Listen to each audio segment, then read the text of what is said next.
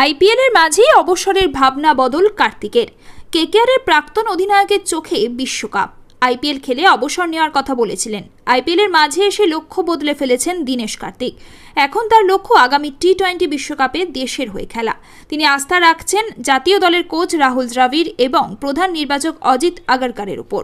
2022 টি-20 বিশ্বকাপের পর আর দেশের হয়ে খেলেননি তিনি। নিয়মিত ধারাভাষ্যকার হিসেবে দেখা যাচ্ছিল কলকাতা নাইট রাইডার্সের প্রাক্তন অধিনায়ক কার্তিককে। রয়্যাল চ্যালেঞ্জার্স বেঙ্গালুরুর হয়ে এবারে আইপিএল খেলে অবসর নেওয়ার ইঙ্গিত আগেই দিয়েছিলেন তিনি। অথচ প্রতিযোগিতার মাঝে অভিজ্ঞ উইকেট রক্ষক ব্যাটার জানিয়ে দিলেন আসন্ন টি-20 বিশ্বকাপ খেলার জন্য তিনি 100% প্রস্তুত।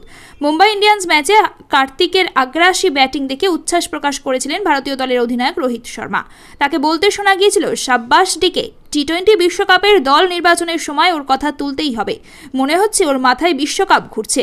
23 বলে 53 রানের অপরাজিত সেই ইনিংসের পর আবারও আলোচনায় উঠে এসেছেন কার্তিক। 38 বছরের উইকেট রক্ষক ব্যাটার তারপর সানরাইজার্স হায়দ্রাবাদের বিরুদ্ধে খেলেছেন 35 বলে 83 রানের ইনিংস। প্রতিযোগিতায় 205.45 স্ট্রাইক রেটে এখনো পর্যন্ত করেছেন 226 রান। বিশ্বকাপ প্রসঙ্গে কার্তিক বলেছেন, এই বয়সে আবার ভারতের হয়ে খেলার সুযোগের থেকে ভালো কিছু হতে পারে না। অবশ্যই আমি দেশের হয়ে খেলতে আগ্রহী। টি-20 বিশ্বকাপে ভারতের প্রতিনিধিত্ব করার থেকে বড় আমার জীবনে কিছু হতে পারে না।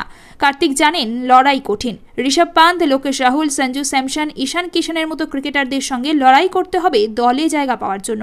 তবু আশাবাদী কেকেআরের প্রাক্তন অধিনায়ক কার্তিক। 2022 সালে আইপিএলে অনবদ্য পারফরমেন্স করার পুরস্কার হিসেবে টি-20 বিশ্বকাপের দলের সুযোগ পেয়েছিলেন কার্তিক, কিন্তু 4টি ম্যাচ খেলে 14 রান করেছিলেন। বাংলাদেশের বিরুদ্ধে ম্যাচের পর প্রথম একাদশ থেকে বাদ পড়েছিলেন। বাকি ম্যাচগুলি খেলেছিলেন পান্থ।